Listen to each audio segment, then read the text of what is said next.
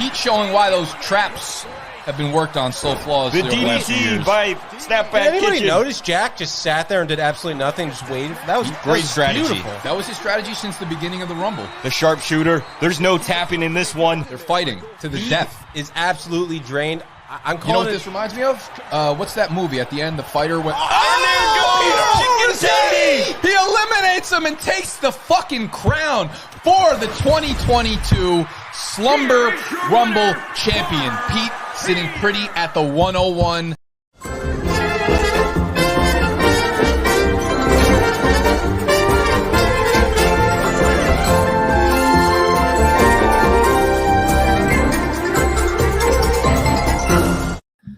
I don't know That how was that. such bullshit media from you because I don't know how that you took a clip got in 10-minute there. clip, 10-minute clip, 10-minute clip, and cut it down to what 30 seconds.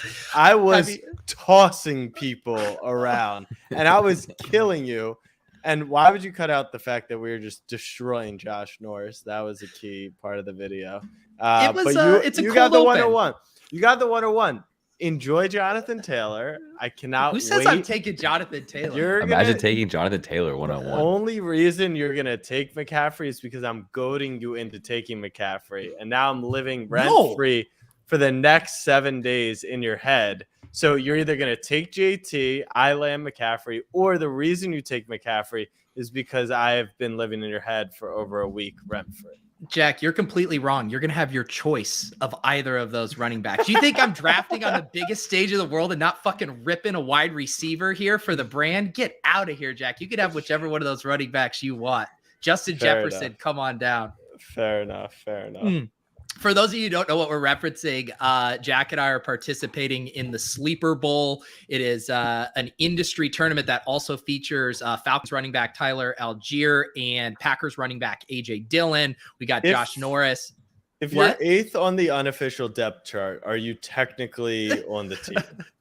It's funny you say that because I just wrote the newsletter for tomorrow, and I led with that story, which is almost just comical. Like putting So him at funny. 8th.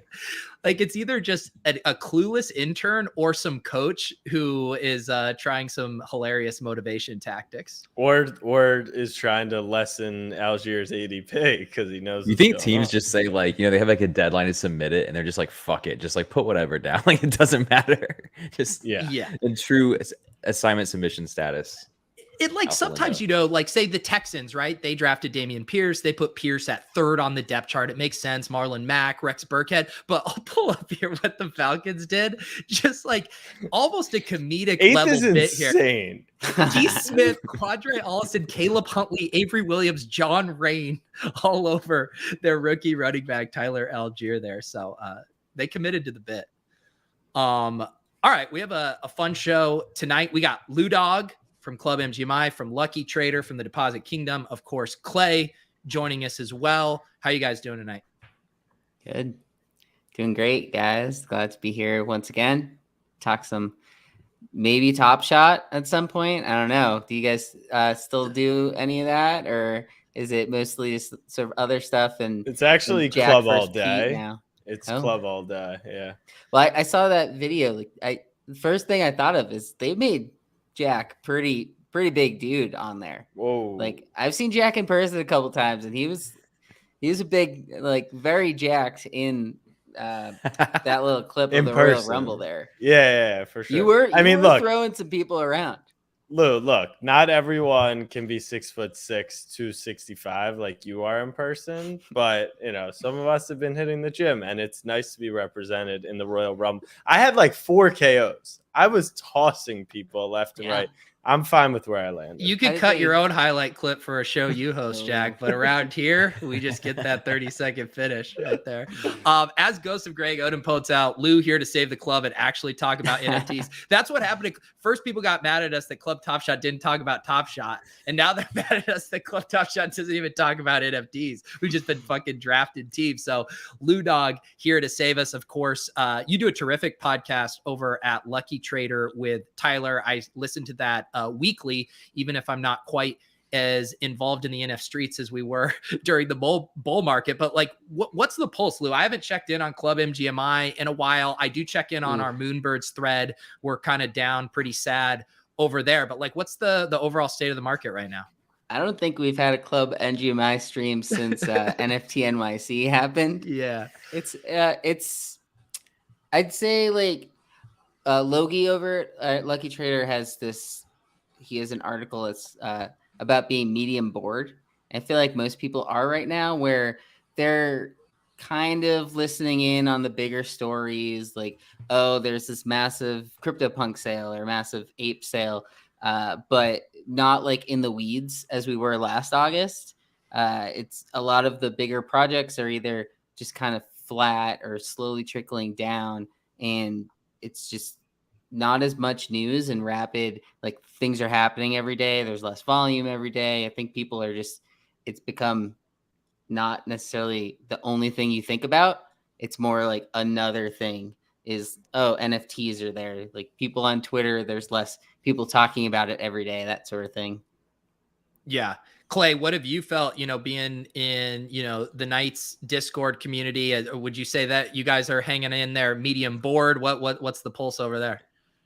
Yeah, I mean, I think like summer just kind of like, brings a little bit of that, lackadaisical nature across the board, just from, travel and want to hang out on the beach and stuff. But personally, it's been kind of nice. I mean, I think it's allowed us to kind of just like have some nice moments here where, where we keep, cranking along. I think some of the stuff that we're doing on just more of a daily basis is starting to kind of like crack through a little bit of the noise. And as Lou said, when things are just like moving around a million miles an hour, it's almost harder to, connect sometimes with the NFT community as a whole.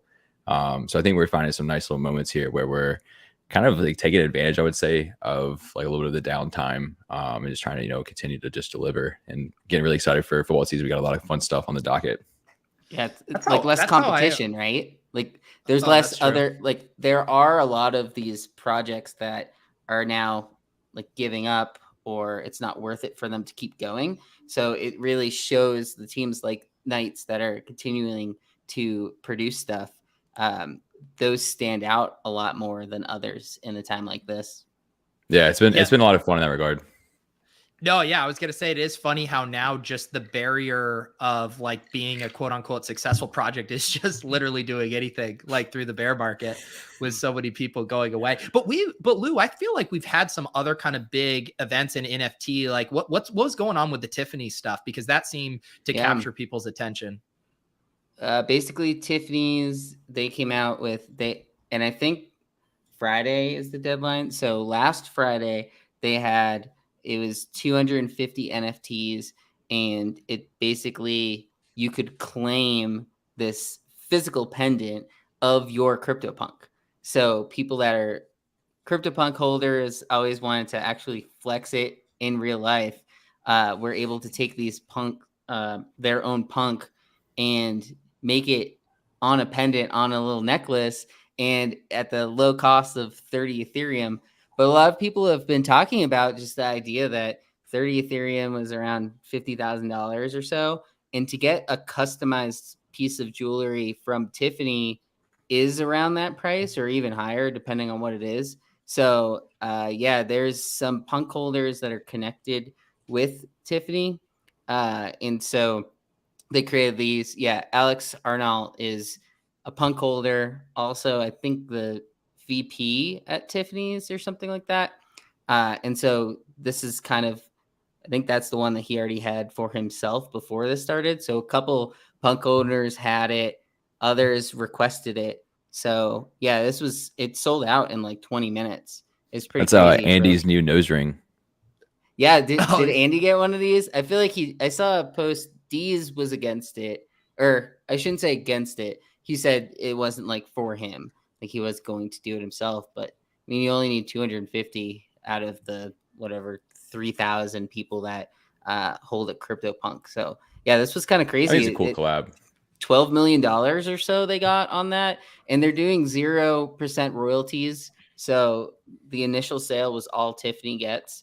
Everything else is like people selling on the secondary for their own profit or loss. Like some people were selling these, a couple hours after for like 24 ETH. It's like, imagine risking $50,000 just to immediately lose 10,000 of it.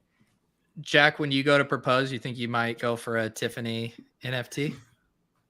Hallie doesn't have a CryptoPunk, so Well, when she marries you, I think you're gonna 50-50. you're both gonna have that. she'll be CryptoPunk. I'll cut up mine for my profile picture, give her the other half.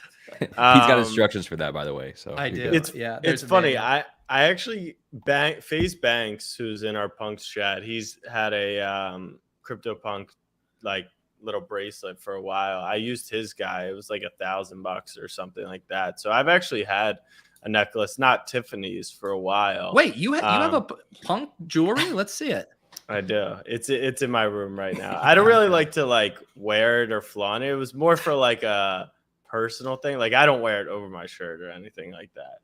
But I think the punk I bought was supposed to kind of resemble me, and I don't know. I don't really wear jewelry or anything, so I thought I would do. So for me, it wasn't interesting. It also wasn't interesting at half the price of what an actual CryptoPunk is. Did they sell out, Lou?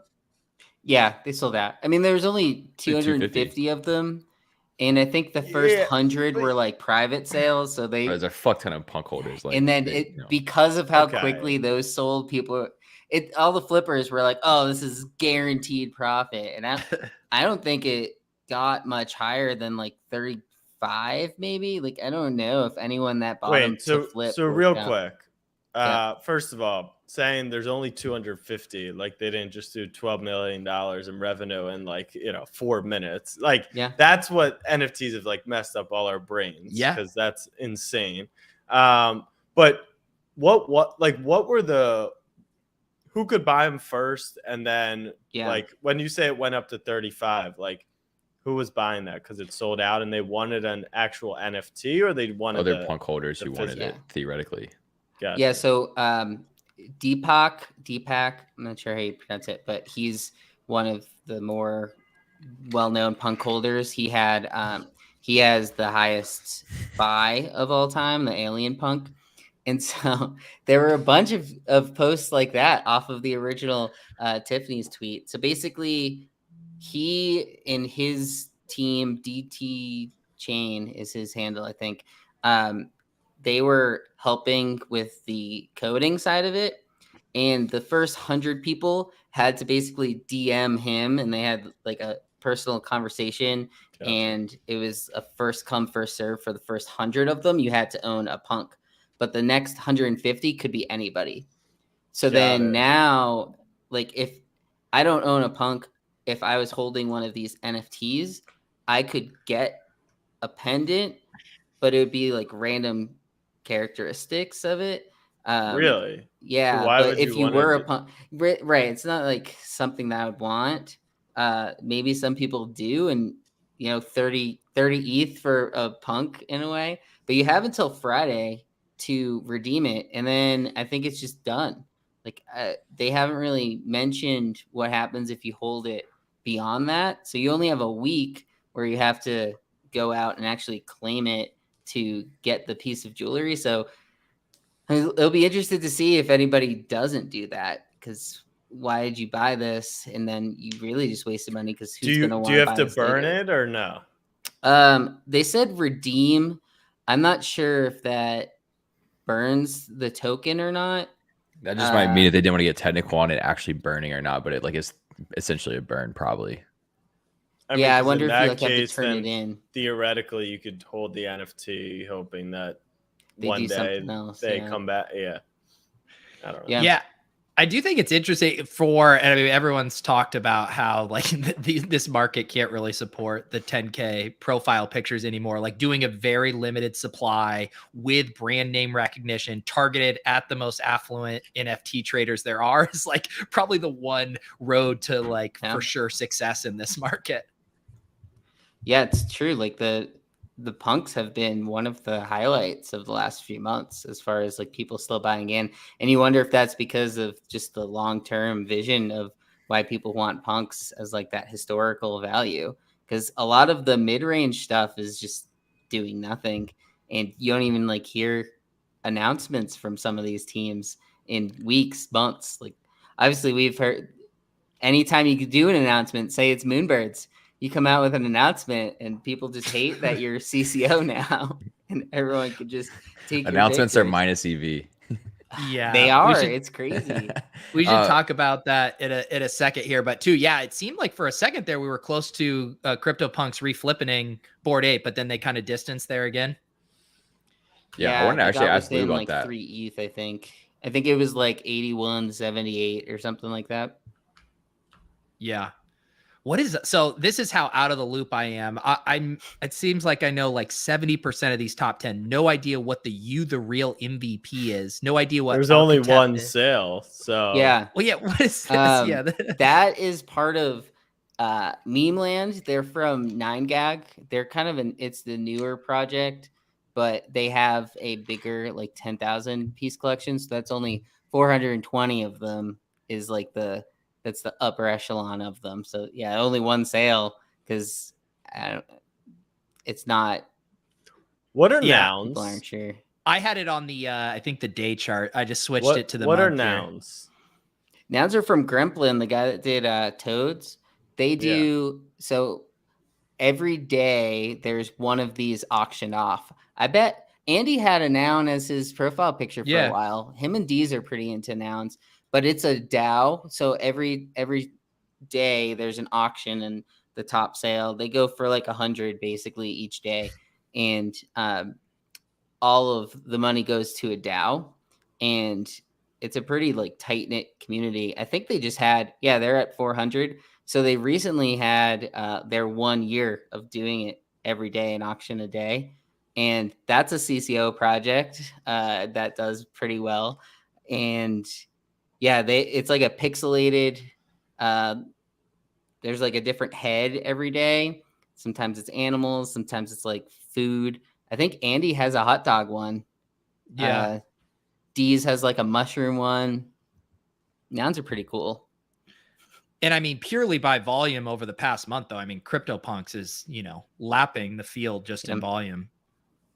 Yeah. I mean, they ahead of that Tiffany's too, like a lot of people are buying them. There were some of the bigger sales. They had the Ape Cryptopunks have been having high sales. There've been a couple like 2,500 ETH over this past month too. Cryptopunks are back. You guys do you both still have yours? Yeah.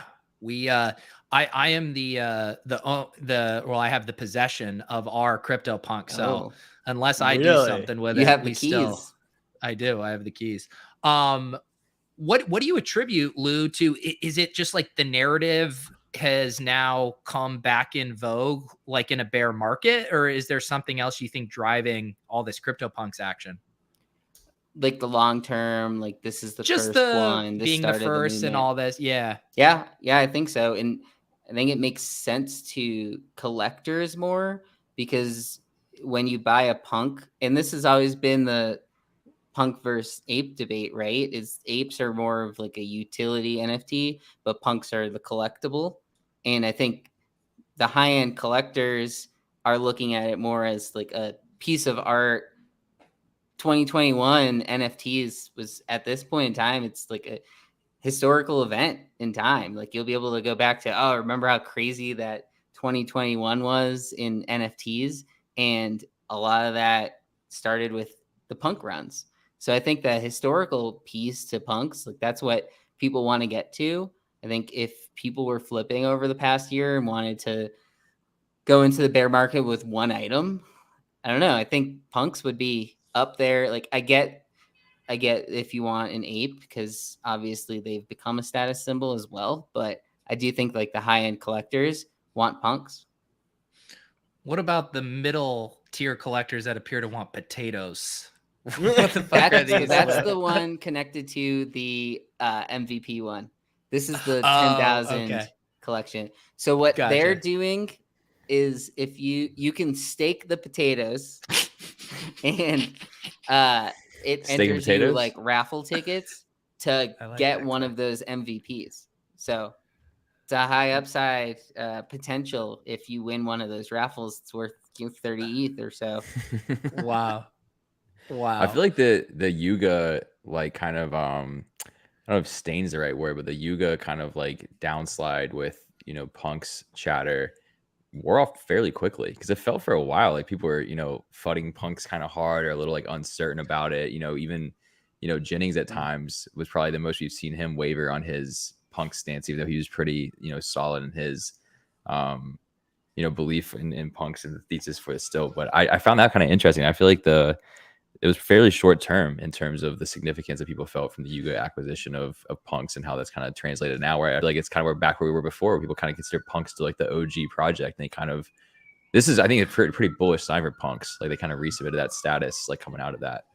Well, it makes sense in that, I mean, Yuga just had this insane run of delivering absurd value, like one thing over after the other. And then what's been the most recent thing? Other Deed. And then after that, it's like, well, what's next? And if everyone's kind of looking around and you're like, I can't expect another big utility drop from Yuga, then you go back to, oh, what's the coolest thing? What has the strongest narrative? And then it makes sense how you come back to CryptoPunk. And then we've seen that with Moonbirds too, right? It was like, oh shit, they're going to deliver. They're going to deliver high rise, all of these things. Then it's like, all right, my fanny pack's in the mail. What's next? And then you top the CCO stuff. And like you live and die by the utility in this market if you play that game. No doubt. I think if Larva had never sold out to Yuga, we would have seen a major gap right now. That's my gut. There's still a little bit, because the thesis all along was nothing. Don't do anything. Don't touch it. Don't do me bits. We don't care. Don't say about hello. Any of that. Right. Just don't come in Discord. And the fact that Yuga has that's when Jennings wavered, and I think that's when all of us wavered, was like we're now under a new thesis, which is Yuga's main project. What they raised money on is the fact that they've got Bored Apes, they've built other deeds, this whole community. So what are they going to prioritize? And that doesn't mean we want them to work on Punks, but they can kind of manipulate Punks in any fashion they want. And I think that's kind of the last part to why they haven't gone past them. Yeah, I mean, I'd also say though that I don't think that the partnership with Tiffany's hurts at all. I think it probably actually helps bring Punks back into a little bit of that solid place, because there's just a legacy brand attaching their IP to Punks in a pretty formidable way. With this partnership with the Pendants was, I think, pretty successful from just a brand perspective, and also kind of in solidifying them back in that status of top tier premium. Well, that's actually, I didn't even think of that. Was that brokered by Yuga with Tiffany's, or was that kind of independent, or did Yuga have a hand in making that happen? It's a good question. I don't think it was connected with Yuga per se. Deepak and Alex Arnout are both Punks holders, and I think it was mostly from them. So I think it's more like a Punks thing versus a Yuga thing. Because that was my other thing is, since the acquisition, has Yuga done anything with Punks from press release standpoint, other than them appearing in the trailer or whatever? I don't think they've. I don't know if Punks needs that. You know what I'm saying? Just the Tiffany association was even stronger than Yuga even orchestrating this deal, in my opinion. I mean, the fact that if it came from the Punks community or from Punks leaders in the Punks community, that's even cooler than being orchestrated by Yuga, in my opinion. They've done Meebit stuff. I know that the Yuga guys have tweeted about, oh, I'm excited about things I could do with Meebit. Not as much with Punks. Well, when they initially acquired that IP, there was also some conversation of, would it be weird if Cryptopunks ever flipped Bored Apes? Would there be some kind of internal, I don't know, dissonance with that stuff? Do you think they would have a play if that happened, or if Cryptopunks just run and they distance themselves from that? Do you think they continue to stay just completely hands off? No, I think they'll tamper with it, because the wider that gap gets, then it'll force even more down pressure onto Bored Ape. So if they can't lift the Bored Ape floor, then they probably gotta lessen the Punk floor to not have a disaster. That's even if it's true or not, I think that's the general feeling around Punks, and why they haven't, they should be the clear leader in the 10,000 profile pic era, in my opinion. But they haven't been because of Yuga. It's pretty fascinating to think through that thing of like how powerful the narratives are. The CryptoPunk narrative, you know, more or less still stands alone. And yet if they end up having their own inferiority complex underneath their own umbrella, like that's a fucking fascinating thing to watch play out. Yeah. I mean, in the Punks chat, I've seen people like they're still interested in creating a DAO and buying back the Punks and doing nothing with them. If that were to happen, like I think you see an immediate run up from there, but I don't foresee it happening. Yeah. So what else, Lou, for you are, you know, you mentioned like being in the medium board kind of range here. When I listen to Tldr sometimes on your podcast, he seems like he gets bullish about these movements. Like he's starting to get me excited. Like, hey, is there a bull run coming here? Or do you like obviously you can't predict shit, but you know, where do you feel like things are heading over the next few months? Yeah, Tldr is our resident bull. Everything gets him excited when there's little movements on these things. He's one of the top holders of that potato NFT. Really? And so that it went from like 0.6 up to 1.2 in a weekend, and he was all excited on Monday when he came on. But yeah, like the thing that makes me bullish on NFTs in general right now is how many big brands are coming in and doing stuff. So Tiffany is one. Coca-Cola, they did a new collection the other day. They had it's on Polygon, and they did it for like International Friendship Day. And it seems like there's a lot of these brands that are coming out and doing things that are Web3 based and accepting Web3 in that case. So that's the side of it that I think is good. Like obviously, like we'll probably talk a little more about the Draftkings. Yeah. Rainmakers, they're getting into that. But we're seeing like NFL All Day is getting more into it. Every time I see ESPN has been posting stuff on like Top Shot moments and things like that. And it's just seeing the big brands coming into just accepting that NFTs are a thing, because I think long term, the way I see NFTs working isn't really you're buying this random picture and it goes up 1,000% in like a week and a half. I look at it more like you're going to a concert, or like MLB is in talks with, say, creating their ticket system. Instead of using StubHub, they're going to be doing it through this NFT software, like Token Proof or whatever that we used for the Moonbirds event. And that's where I'm sort of seeing it go. I think the days of these massive gains might be behind us, at least like short-term massive gains. But yeah, it's tough to come out with a 10,000 piece project right now. That's where, like, if Tiffany's came out and that was going to be even 5,000 of those pendants at, say, 5 Ethereum, I don't know if it sells out. It won't sell out as quickly. So I think these projects are moving to smaller supply, which I think is good as far as like selling out or being able to handle the demand. But yeah, I think the days of 10,000 piece collections going from 0 to 1 Ethereum in a week is probably mostly behind us. We see like 1 a week or something like that, but it is interesting too. And I thought about this last week when Jack was talking about the physical sports card conference and like all the booths. And for a lot of these big companies, like the wheels going in motion to make plans for this stuff for at a corporate level takes a long time. They can't just quickly mobilize. And so you see a lot of this stuff happening now. And you're like, how long ago were the wheels in motion? You imagine like the 20 somethings at the company sitting about a boardroom trying to sell their superiors on doing something NFT related like last fall. And they're just finally getting to it now too. So it's interesting to wonder like how much of this is there still actually current enthusiasm for it, or they're like, fuck, we've been working on this for like 7 months and we're just going to do this because we already worked on it. I'm sure a lot of people got caught in there where they were planning, and then hit a bear market, and it's not the right time to necessarily do something. I think Lou talked about the real utility of where NFTs are headed.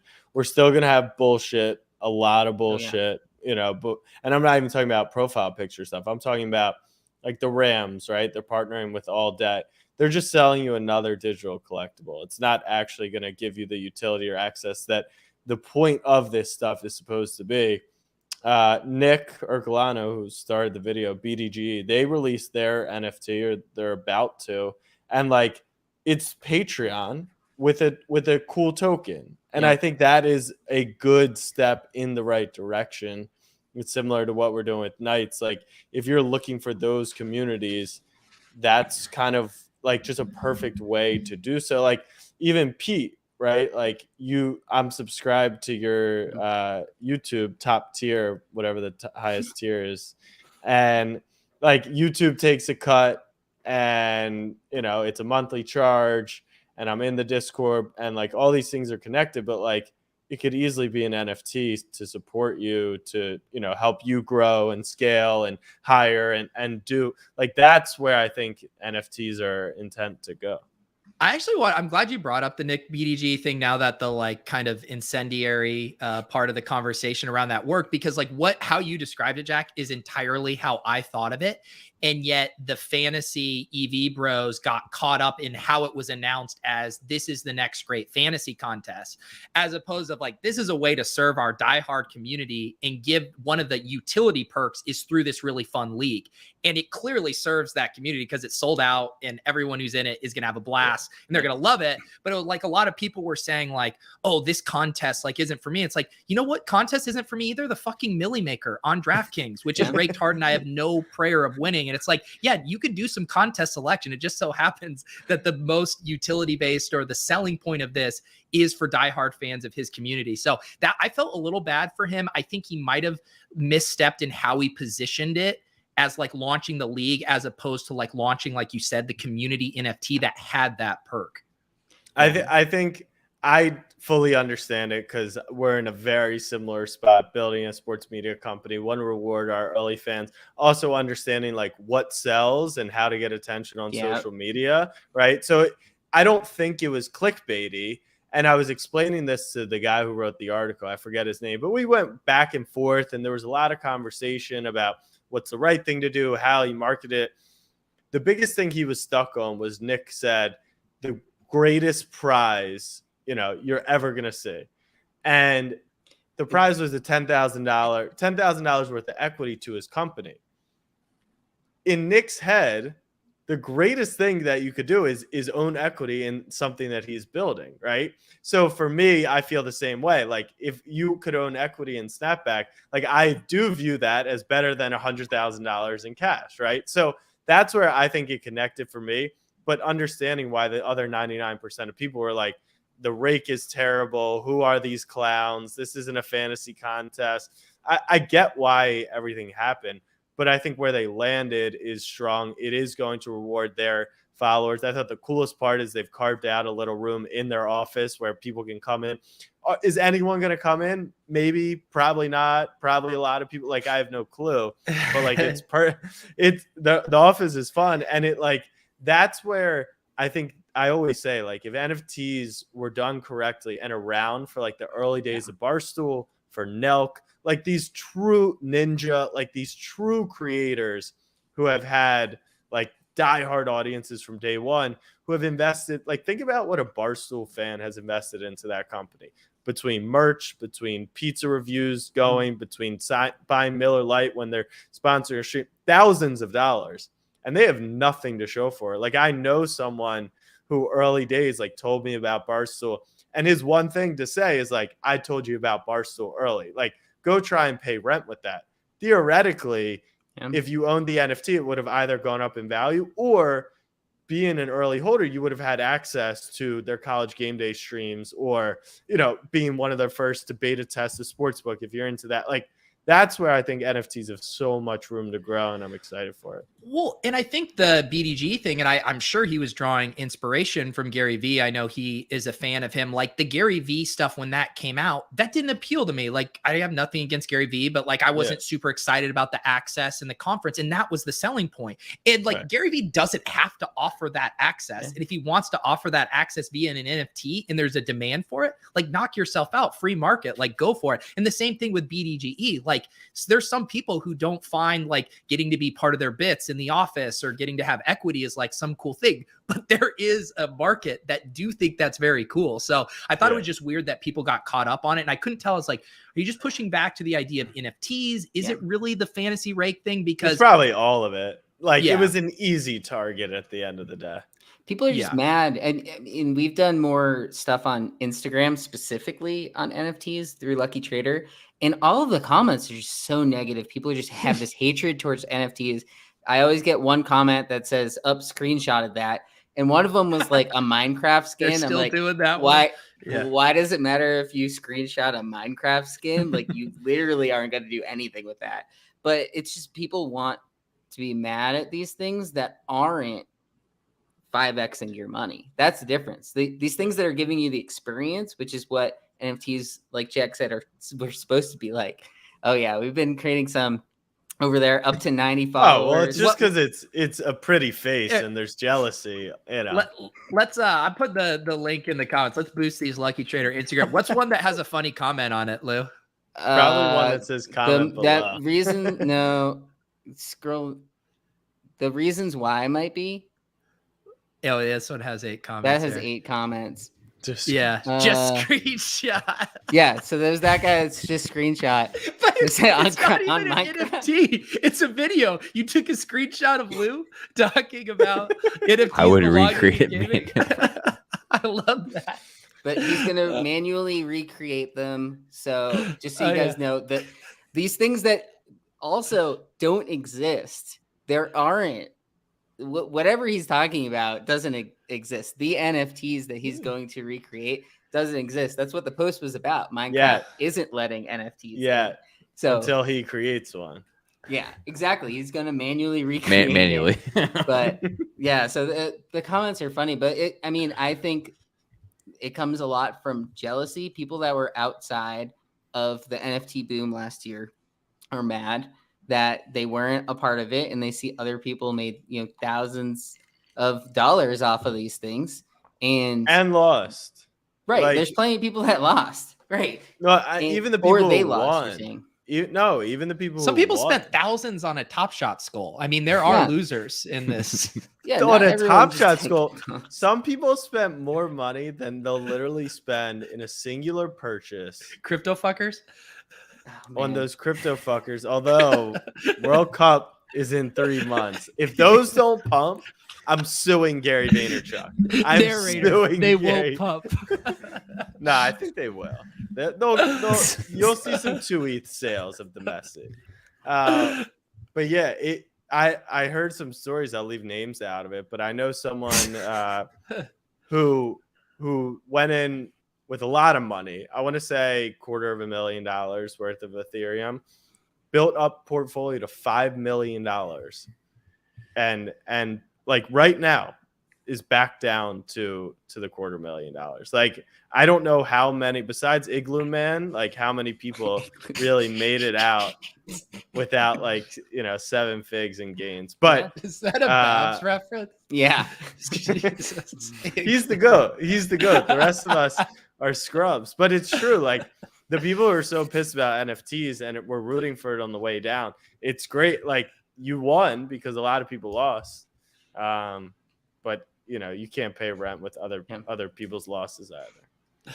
Yeah. Let's talk a little bit about this Rainmakers stuff. Draftkings came out with this recently. I actually have not done my 10,000 hours on this. The thing that actually caught my eye yesterday was Drew Dinkmeyer posting a tweet about a pack that he got. And I'll try to pull this tweet up, but maybe set us up here, Lou. Just let people kind of know generally what Rainmakers is here. Yes, this is DraftKings version of NFT meets DFS game.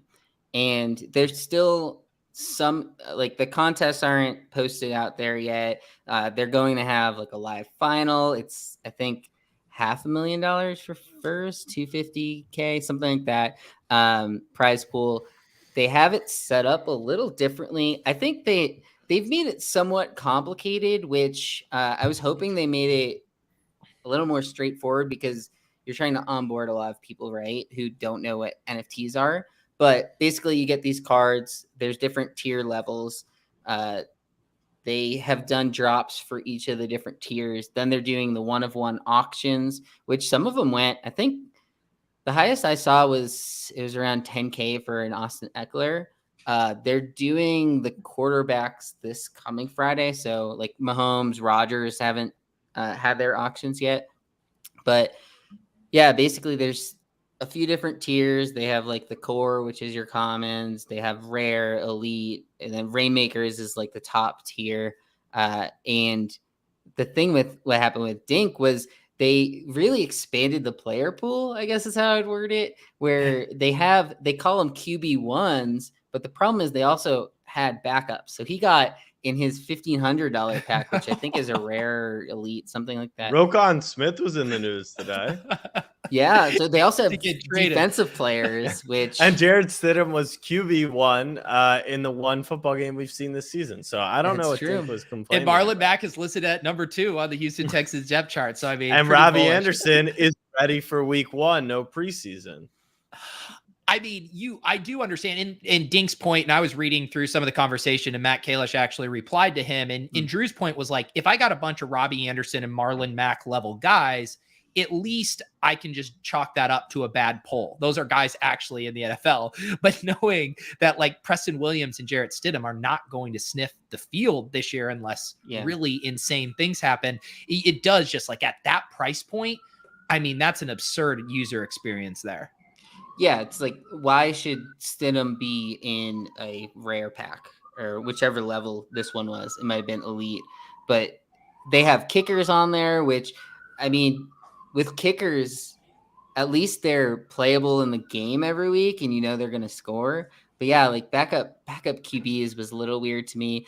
It's one thing to say this is the wide receiver 3 on a team, but you know, my thought was, if you want to have backups available, because if guys get hurt, I feel like you should just have secondary drops that have backup players or auctions. Like So Rare does auctions when new players come in that start playing. They'll just start auctioning them off, and it's the market decides. You know, I'm not necessarily opposed. Here comes a contrarian take. No. yeah, the Stidham one is the only one in that pack that I had, I think, a problem with. Like the other ones, Preston Williams is no longer relevant. But he's on a team. Is he? Wait, right? but He's like Stidham's the on a ninth- team. He's like the 9th wide receiver on the Dolphins. yeah. And So he's, Algiers the 8th running back. It is what it is. Like I did You don't want a dynasty zero. drafts that were like 30 rosters deep and roster spots deep, and Preston Williams wasn't getting drafted. Like if the deep dino sickos aren't taking him, they probably shouldn't be in. But like, all right, what happens Travis Fulgham from a couple years ago? Like, what would you do in that case? You're just releasing him into the wild as a secondary draft. I would say so. First of all, explain to me how the game works. Like, do the 1-of-1s bring you more points, or is this like So Rare where that's what I'm confused with. It is kind of like So Rare. They're going to have like different qualifying, like tiered. So say like you enter $100 single entry on regular DFS. It's a smaller player pool. It's a higher like first place prize, the likelihood of you getting it. So if you have like an elite plus is going to be one, like you can't enter that lineup unless you have at least all elite players kind of thing versus like the common level. And if you have the Mahomes Rainmaker, can you enter it into a common and it just becomes a common like in that game?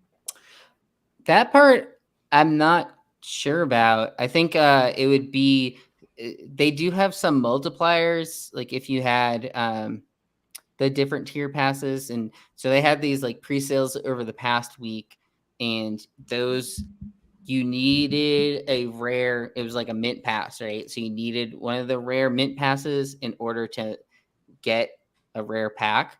But I think as far as like the contests go, there hasn't been as much details on specifics on there. I think part of it is because they want to be able to Sunday isn't the only day that there's NFL. So I think they're still figuring out things like showdown on Thursdays and Mondays, because if you have defensive players and it's a showdown versus a during Sunday, all day Sunday, but they have different tiers of players. And this is where they somewhat got away with the Jared Stidham one, is they have like bench players is one of the groupings essentially. So they have role players is one that they call it. And then they have skill starters and then additional depth.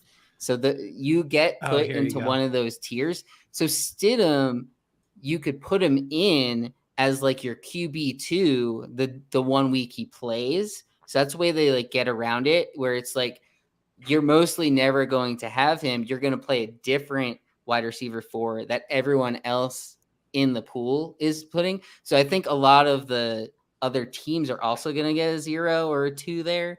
But to Drew's point, is that really the best customer experience, where every week you're getting like 2 or 3 guys on your team that might get 0s? So that's the hard part with it, I think, of which side of that's really best. Like, I'm not really sure. And I will say, I think you mentioned it at the top, but I mean, just scrolling through it, and I hadn't looked into it super close. I mean, this feels very complicated for a game where you're theoretically trying to onboard DFS players into liking this, and why I think the TOC product was so smart in its simplicity from a user experience. One, it's really easy to wrap your head around team points. And then on top of that, you completely eliminate the kind of tilt frustration of injury. Like if you spent that much money on an Austin Eckler card and he tears his ACL, like that fucking sucks. And I know that can happen with a Top Shot moment and stuff too, but at least with the TOC game, you have the Chargers running back. And I'll tell you what, Isaiah Spiller's probably going to give you 90% of what Eckler did anyways. And then you're just still off to the races. So I do think this is a much tougher sell for navigating a good user experience. Yeah. Or you have like a vulture touchdown in TOC. It's still, Marlon Mack gets a touchdown. You don't have a Marlon Mack card, but in TOC you had the Houston running backs, so you're still okay with it.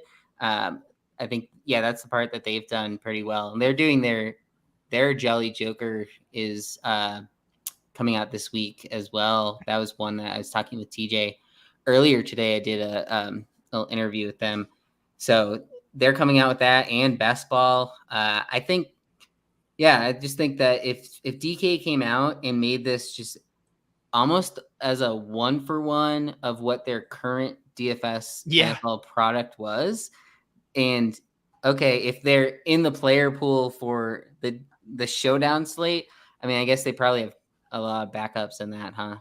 But well, the other, and I know defense or something. People always say this for underdog idea too, but it could also be super fun on a DraftKings slate of if every lineup was an NFT. And like, you think about whales who get dusted early, just buying a lineup off the market just to have a really fun sweat in the afternoon.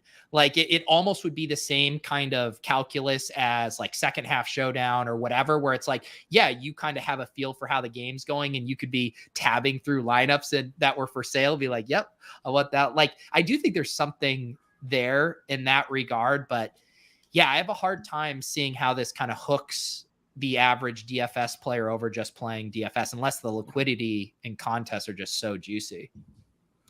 Yeah, and I think that's the secondary part, is because it's DraftKings, and we've seen them do this with some other stuff, right? Where they could pull a random 100K to first contest in the middle of the season because they just do some promo for it. And I think that's one benefit that doing it on DraftKings is, like, they could have pretty good prize pools.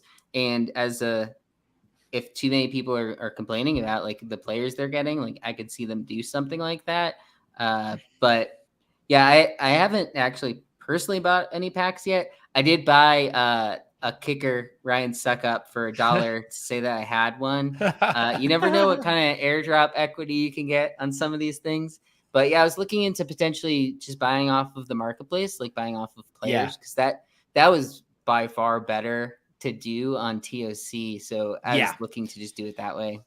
And I will say, I do think, like, in the other thing that I thought TOC also had their best ball product, which was really fun in that I think it middles the concept of like NFT and the gamification of self-contained pack, but then you kind of have some ownership of setting that lineup there. And there were like, there were some packs that weren't great, but like you could always build a logical lineup for their like playoff contest and be like, yeah, if things broke this way, I could totally see this lineup being viable. So yeah, hopefully we continue to see more innovation with that. I do think Draftkings is probably going to have to do a ton of educational materials, a ton of content around it, just because even like TOC, which I think is a super simplistic product, like even that, like you still had to like get familiar with it. And I mean, Draftkings is on just another level of, its complexity. Yeah. I wonder how many people bought a pack. Like you probably had more individual people with a card or a pack on DraftKings than TOC. How many people were entering the TOC contest? Like 3,000 or so? Yeah, I think their big one was like 2,000, I want to say. Yeah.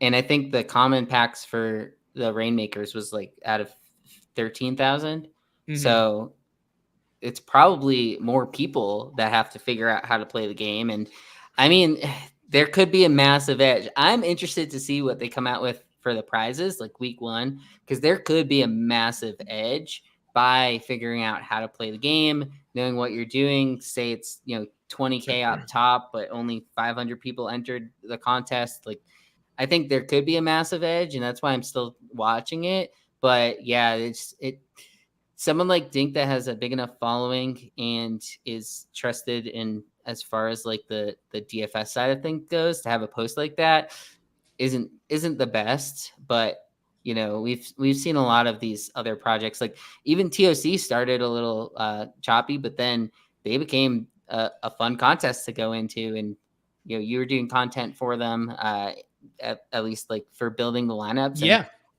there's a lot of ways that you can make it still into a fun game, even though on the surface it's complicated. Once you figure it out, maybe it's not as complicated.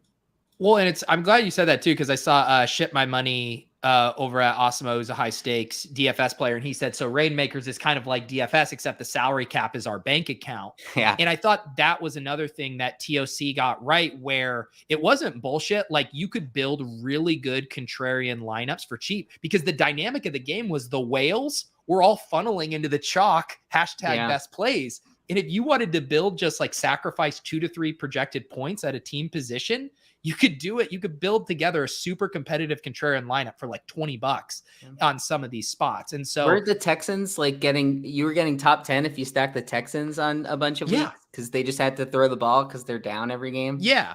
So I do think like making that feel, I could see how people specifically with the players could just feel incredibly behind, because we're going to see a Cooper Kupp and a Jonathan Taylor emerge this year that are just putting up 30 points every week. Those are going to be super coveted cards. The whales are going to have them, and you're going to feel like, just even from a morale standpoint, even if it's not necessarily true, like, fuck, I can't keep up with these guys. Yeah. I think it'll be interesting to watch how it plays out. Yeah.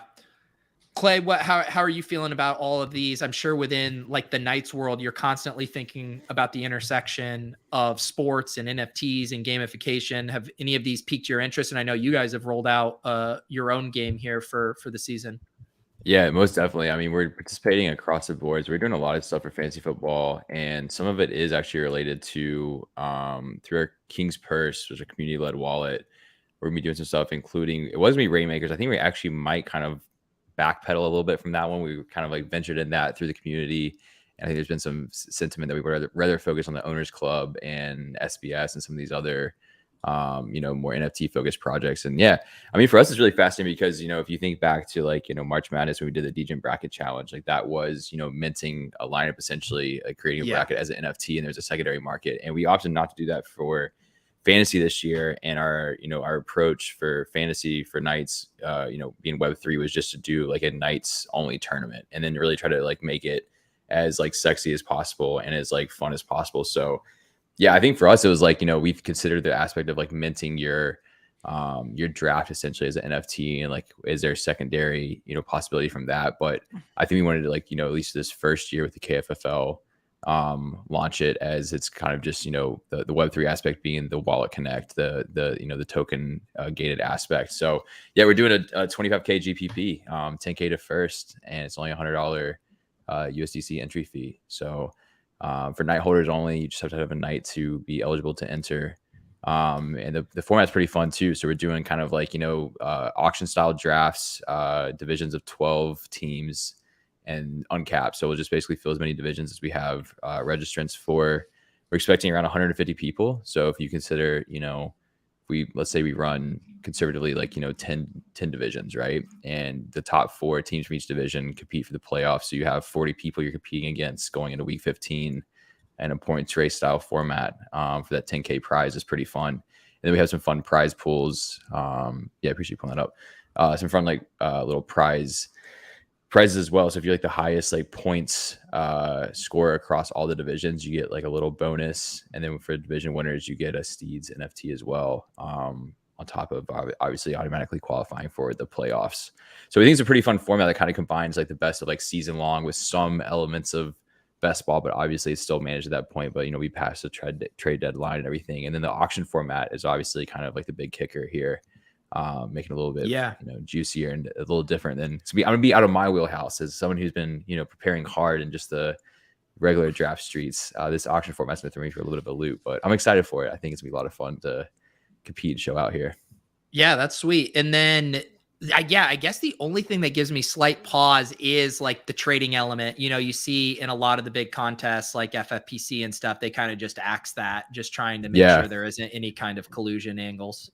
Yeah, so the way that we're gonna officially put out the scoring, the rules and stuff is already like set and everything, but we're gonna publish it in a final capacity before any drafts start. But the way we're thinking about the trading component is there'll be a commissioner for each division. So rather than just leaving it up to the commissioner, where obviously people could think about collusion between the commissioner and any team member, there will be like a majority vote to veto the trade. And we think that's positive for a couple of ways, because, if it's everyone approving the trade, obviously you don't have a lot of incentive to like strengthen somebody else's team, even if it's not like a colluding trade.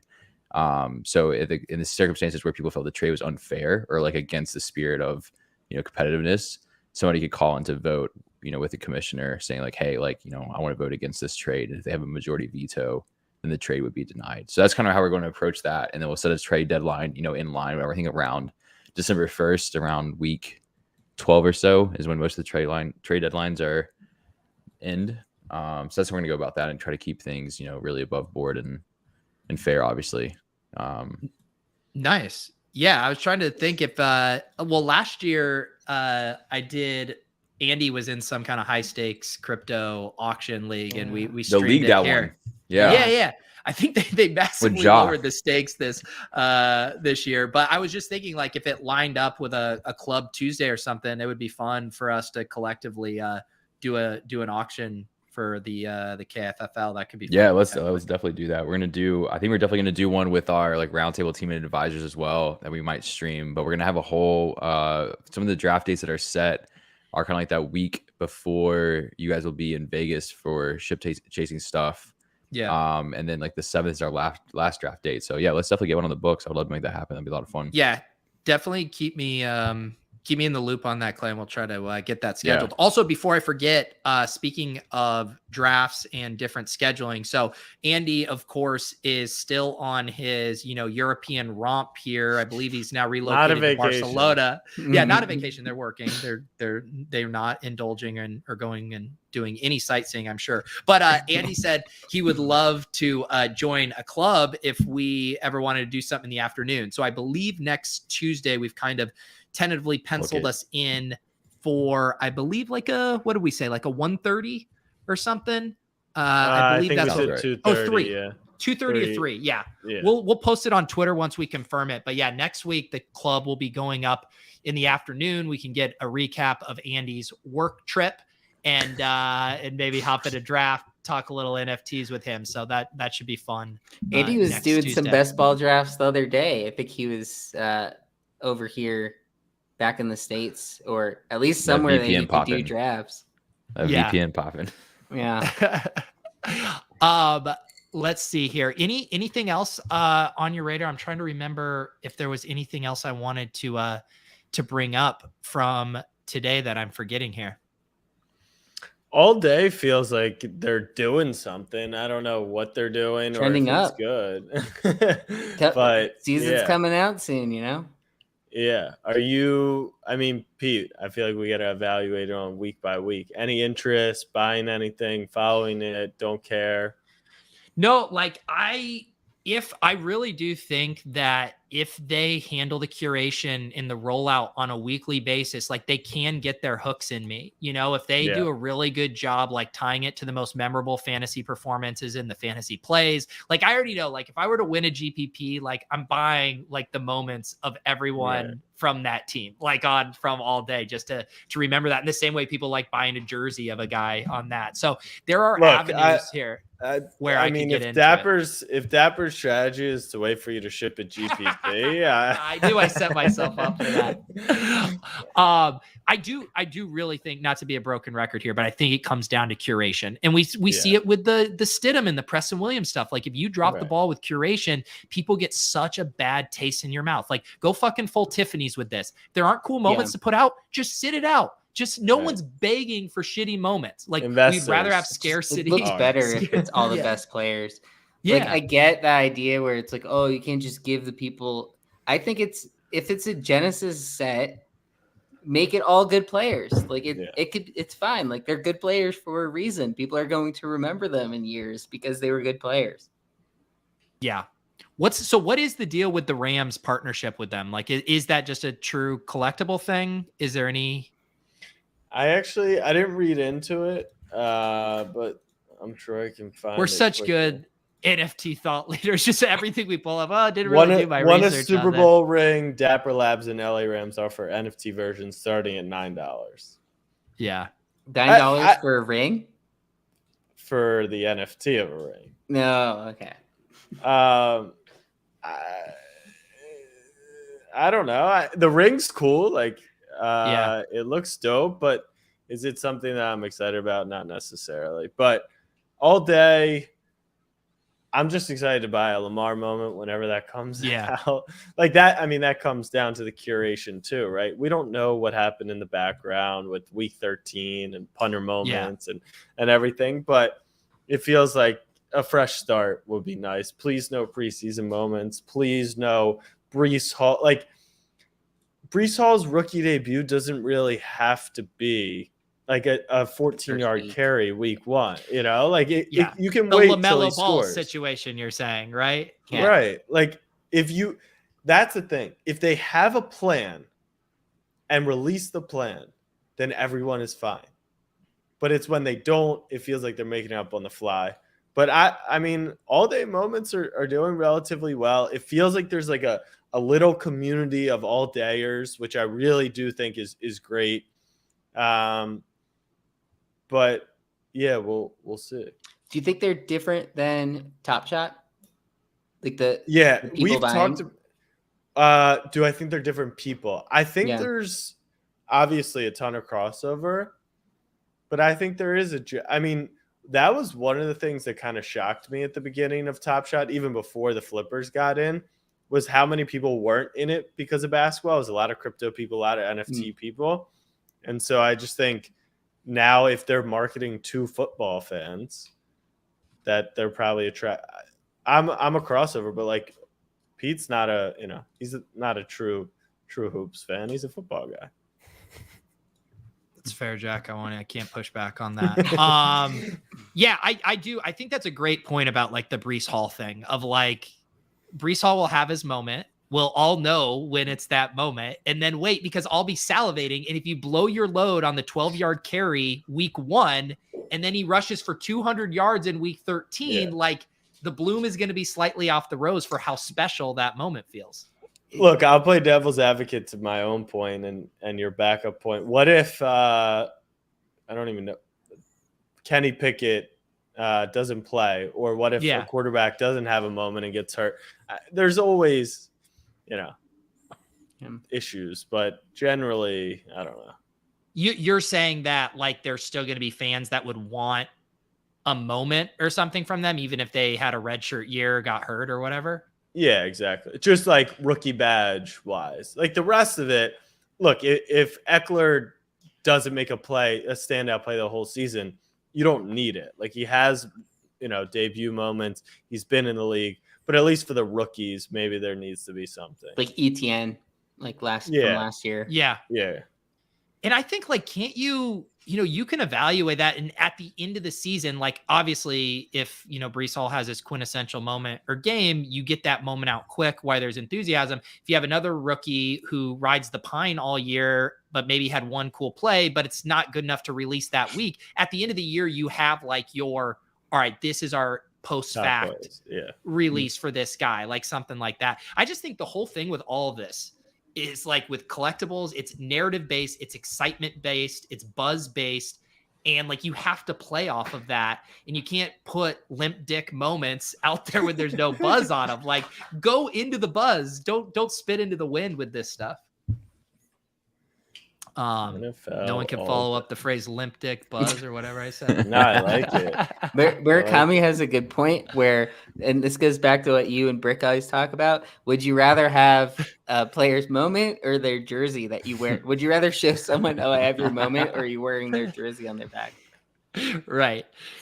And this is like the thesis of all this shit, right? Like I'm not buying any more jerseys unless, I meet another Patrick Laird that I can sign and frame on my wall. Like, and I'm just not, but yeah, I'll buy a moment. Like that's frictionless. It's easy. It doesn't take up any space. There's liquidity for it. Yeah, exactly. So like the thesis is intact. But the moments have to feel special. They have to feel cool. Yeah. There it is. Dickenza's here tonight. Pete, you're what, 100 drafts through on BBM 3? 100. Oh, got 50 more. I'm getting afraid. I'm getting nervous. I'm gonna max. Don't worry. I maxed last year, but I remember I'm at 36. I've got, I think, 9 slows going. I'm close to 50. But now it's like I got to be in 3 a day, like to the finish. And I didn't even do one today. I'm actually getting a little worried myself, even with 50, just because I have these next 2 weeks that we're moving and stuff. I just have like my parents are going to be coming out here to help us with some stuff, and I'm just not going to have the time. I'm going to have to probably rip some multi-tables, like 2 or 3 at once when I have like an hour, so I can. Are you going to do no slows? You know what? I've been doing slows for the puppy just because they're whatever, but I'm telling you, once you do a slow draft versus hop in a BBM 3 at like 11:30 at night, I mean, it's just night and day, man. No, I agree. The slow, I hate slows. I have to do them now or I have no chance. Yeah. Consigliere has a question for you, Jack. Are you going to get into that UFC Strike Champions Club? Seems like you would like the rewards. Do you know what the rewards are? I don't. If you would like to elaborate on that. I think that's part of where I think Dapper's missed the boat is not integrating the platforms. That to me just makes no sense. Cross market, get people, move people from Top Shot to All Day, move them from All Day to UFC. I thought you should be able to trade between platforms. The only thing that's consistent is kind of your Dapper wallet. But I'm not. I agree. familiar. I think it'd be cool to have like a trending board that pulls in all of them across UFC. Yeah. Like, what's the most popular moments? I still feel with a lot of this stuff where I'm like, and that's why tools like Lucky Trader are helpful to actually just see a visual of like what's moving, right now, where I'm just like, I feel so out of the loop. Like my Discord notifications have turned into a disaster. I used to stay on top of them. Like and the Twitter algorithm's a fucking disaster unless you have a specific list set up to check out on this stuff. Like short of getting my like Lucky Trader newsletter, or like a Top Shot email, like I feel so out of the loop with all the kind of like micro movements. Yeah, we're going to be launching an app here in a couple of weeks too, where you can have it sort of. You can set up notifications for specific projects that you want, or just in general, like you connect your portfolio and it'll just automatically tell you like things going on in those projects as they're happening, kind of thing.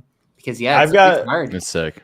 I've got the beta, and honestly, that's the only reason I know half this stuff happens, the notifications. So I definitely will recommend the app when it comes out.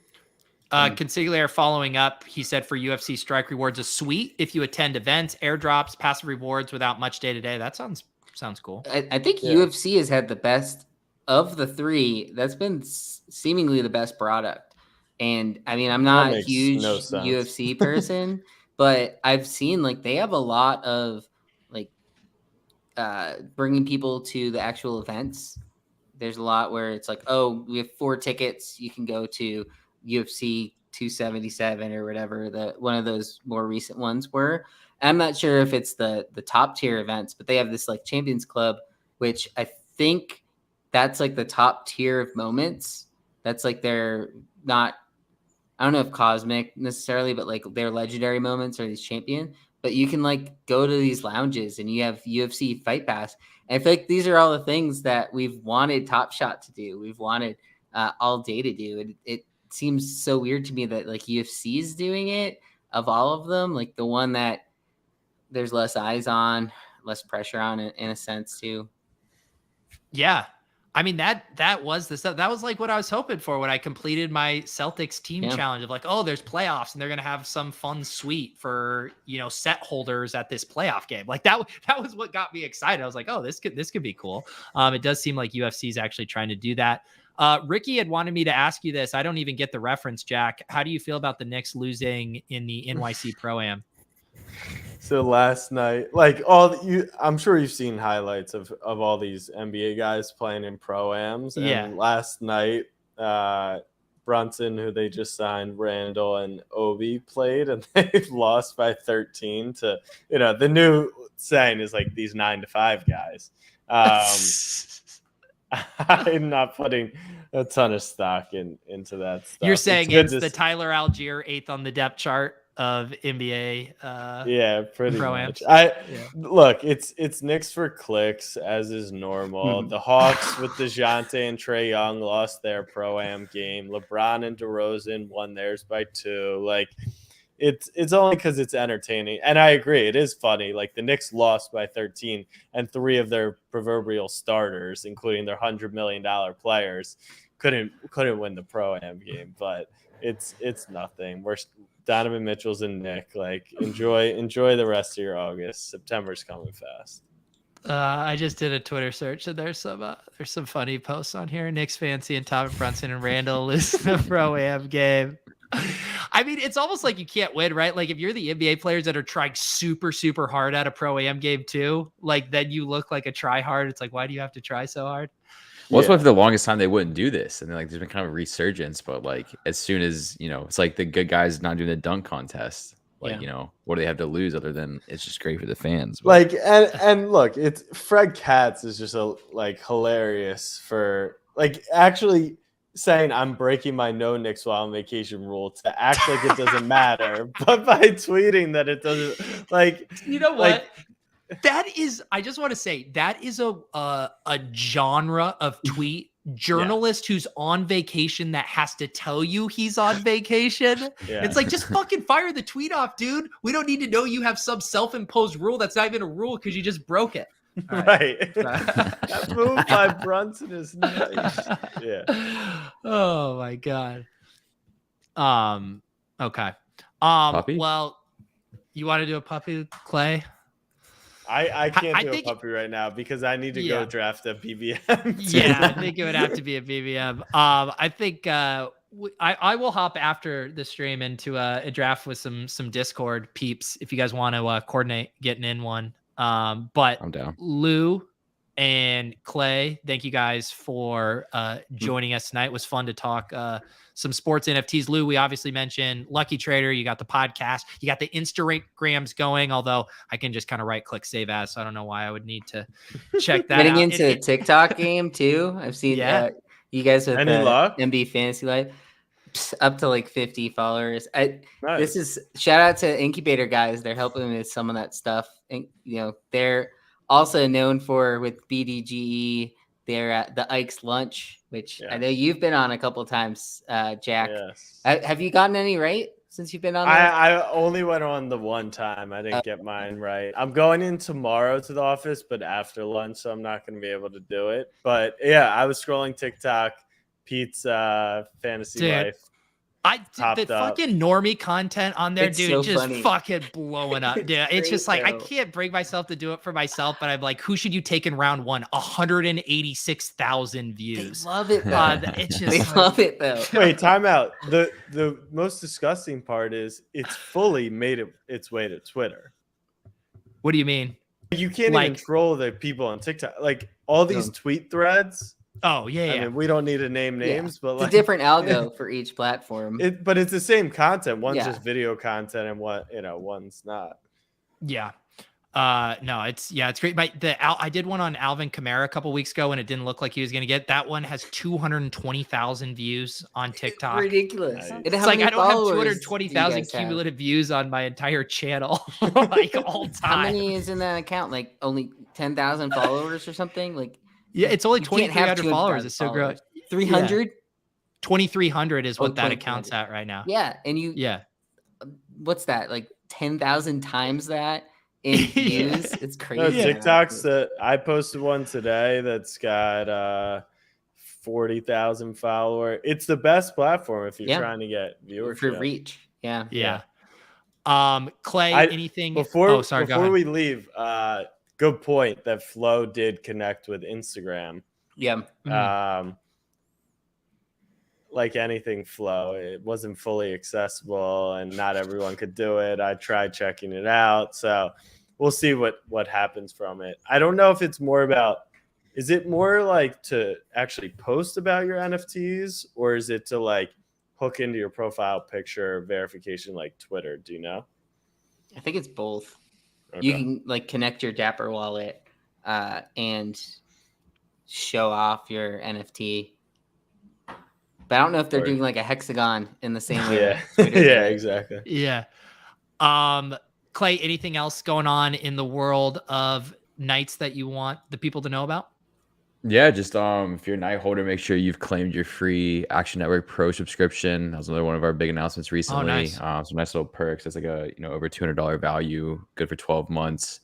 And then the Knights Fantasy Football League. So if you have a Knight as well, make sure you register. The deadline to register is August 30th, so a little bit of time here, but make sure you get it in. Again, 10K to first, 25K GPP, baby. Yeah, that sounds awesome. Next week, like I said, we're going to be doing afternoon edition of Club Top Shot. So keep an eye on the Twitter feed for details there. We'll get Andy back in the saddle. Maybe we'll get the mayor. Maybe we'll get NBL. We'll see what we can cook up. And then that night, Jack and I will be drafting in the Sleeper Bowl. We each have like a 10 to 15 minute spot hopping on there. I think Jack and I are both in the like 8:30 to 9 p.m. block there. So if you guys want to watch that, the BDGE crew will be streaming that. So that should be a fun time as well. I think it's Dylan, Algier, me, you. So good There it is. lineup. Yeah. AJ Dillon, fellow Knight holder. Shout out. Yeah. There you go. There you go. Yeah, the real question is, do I play to win, which I know I can outdraft all you guys, or do I lean into bid equity? Because there is a lot of bid equity in a tournament like that. Yeah, you got to get Algier and Dylan on your team. Yeah, exactly. It's exactly. always a content play. Well, when you're not good at fantasy, that's what you tell yourself, Jack. Okay. Maybe okay. start piling in those BBM3 drafts and let the people know on Twitter when you're hopping in. I'm sure some EV grinders would be interested in that information, Jack. Okay. All right, guys, we appreciate you. We will catch you next Tuesday afternoon here on CTS. For Clay, for Jack, for Lou, I'm Pete. See you next time.